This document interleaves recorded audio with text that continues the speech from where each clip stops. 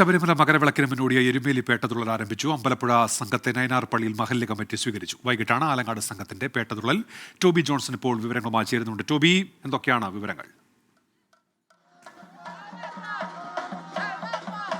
ഉന്മേഷ കൃത്യം 11:30 തന്നെ ഈ അമ്പലപ്പുഴ സംഘത്തിന് പേട്ടതുള്ളാനുള്ള അനുമതി നൽകിക്കൊണ്ട് ശ്രീകൃഷ്ണപരുന്ത് ആകാശത്ത് വട്ടമിട്ട് പറന്നു. അതിന് തൊട്ടു പിന്നാലെ തന്നെ അമ്പലപ്പുഴ സംഘത്തിന്റെ സമൂഹ പിരിവറായിട്ടുള്ള എൻ ഗോപാലകൃഷ്ണപിള്ളയുടെ നേതൃത്വത്തിലുള്ള സംഘം ഈ കൊച്ചമ്പലത്തിലേക്ക് എത്തി.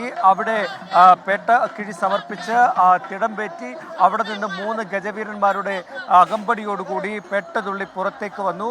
അവിടെ നിന്നും നേരെ നയനാർ പള്ളിയിലേക്കാണ് അവർ വന്നത്. അവിടെ എത്തിയപ്പോൾ അവിടുത്തെ ജമാഅത്ത് ഭാരവാഹികൾ ചേർന്ന് ഈ അമ്പലപ്പുഴ സംഘത്തെ സ്വീകരിച്ച് അകത്തേക്ക് കൊണ്ടുപോയി. അതിനുശേഷം നയനാർ പള്ളിയിൽ വലം വെച്ച്, നമുക്കറിയാവുന്നതുപോലെ വാവരും അയ്യപ്പനും തമ്മിലുള്ള ആ ഒരു സൗഹൃദം അതുകൊണ്ട് തന്നെയാണ് ഈ നയനാർ പള്ളിയിലേക്ക് അവർ പ്രവേശിച്ചത്. അങ്ങനെ വലം വെച്ച് അവിടെ നിന്നും പിന്നോട്ടിറങ്ങി നേരെ വലിയമ്പലത്തിലേക്ക് പേട്ടതുള്ളി പോകുന്ന ഒരു കാഴ്ചയാണ് നമുക്ക് കാണാൻ സാധിച്ചത്.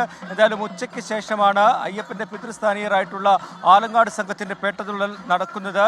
വിജയകുമാറാണ് യോഗം പെരിയോർ വിജയകുമാറാണ് അതിന് നേതൃത്വം നൽകുന്നത്. അവർ കൃത്യം 3 മണിയോടുകൂടി ഇവിടെ എത്തി പേട്ടതുള്ളുമെന്നാണ് നമുക്ക് അറിയാൻ കഴിയുന്നത്. എന്തായാലും നയനാർ പള്ളിയിൽ വാവരുടെ പ്രതിനിധി ഉണ്ടായിരുന്നു. വാവരുടെ പ്രതിനിധിയും കൂട്ടിയാണ് അമ്പലപ്പുഴ സംഘം വലിയമ്പലത്തിലേക്ക് പോയത്. അതുകൊണ്ട് തന്നെ ഈ നയനാർ പള്ളിയിലെത്തുന്ന ആലങ്ങാട് സംഘം പള്ളിക്കുള്ളിൽ കയറാതെ പുറത്തു നിന്ന് തൊഴുതതിന് ശേഷം വലിയമ്പലത്തിലേക്ക് പേട്ടതുള്ളി പോകും. എന്തായാലും മകരവിളക്കിന് തൊട്ട് മുന്നോടിയായിട്ടാണ് ഈ പേട്ടതുള്ളൽ ചടങ്ങ്. മഹിഷി വിഗ്രഹത്തിന്റെ ആ ഒരു ഓർമ്മ പുതുക്കിക്കൊണ്ടാണ്, ഐതിഹ്യമാണ് അത്.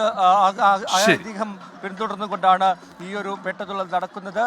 നിരവധി ഭക്തർ, ആയിരക്കണക്കിന് ടോബി ജോൺസണാണ് വാർത്തയുടെ വിശദാംശങ്ങൾ നൽകിയത്.